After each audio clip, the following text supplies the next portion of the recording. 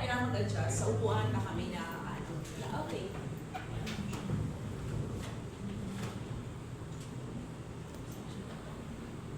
Good morning, ladies and gentlemen. This is the Philippine Sports Riders Association Sports Forum, and we are going back to the ball games.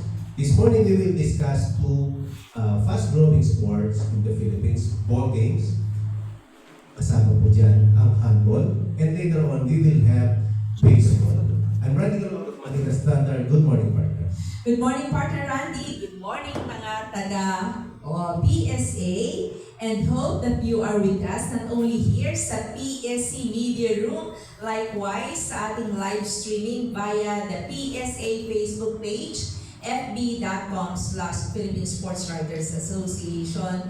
Likewise, on a delayed basis over Sports Radio 918 at sa aming ding Facebook page. Magandang umaga po, Judy Carihan. Yes, partner, this is going to be our opener. It's going to be an exciting discussion about handball where the Filipinos are expected to excel internationally. But before that, let's thank our partners in behalf of PSA President Francis Ochoa. Salamat po, Philippine Sports Commission, Philippine Olympic Committee, San Miguel Corporation, Milo Philippines, and Arena Plus. And yes, we are excited and we are so proud to welcome here sa ating PSA Forum ang ating World Cup bound Philippine Women Beach Handball team.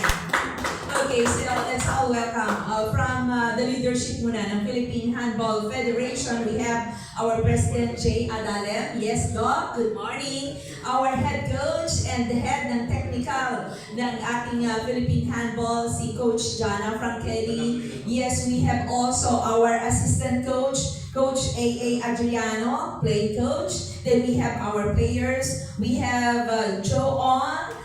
And then we have also Sean Berde, our goalkeeper, and Za Mateo. Welcome to the PSA Forum. Nice to have you here. Good morning, Dr. J.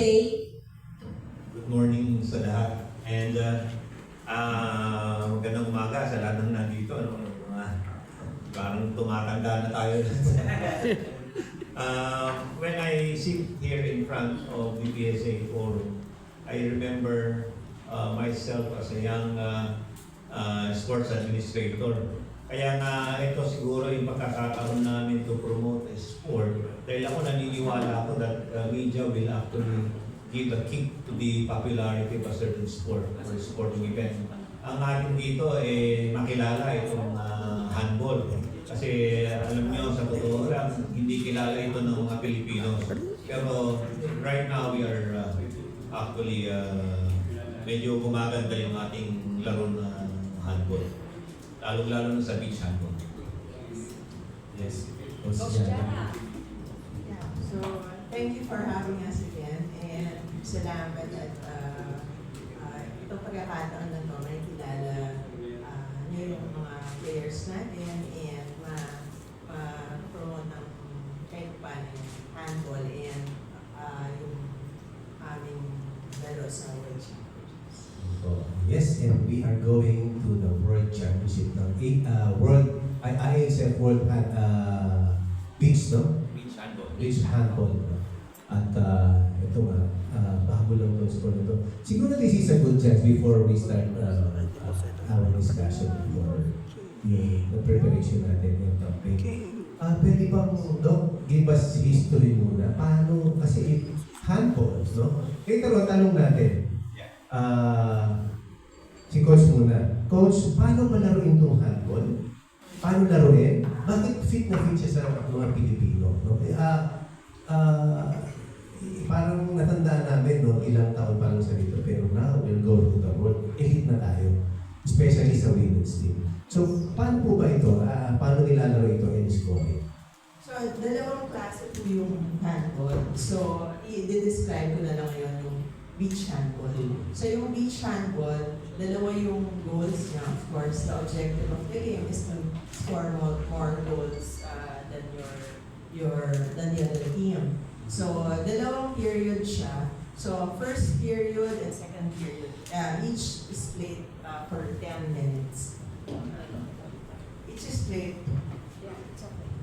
Can you hear me? So, each is just play for 10 minutes. So, at the time, 4 players are playing. So, ang goal is to shoot the ball sa goal ng kalaban. So, it's like football, but you have a goal. The size of the goal is like the size of a futsal goal. So, okay. So yan. So, meron lang ang very unique sa sport. So, you're trying to shoot using your hands, kaya handball, diba?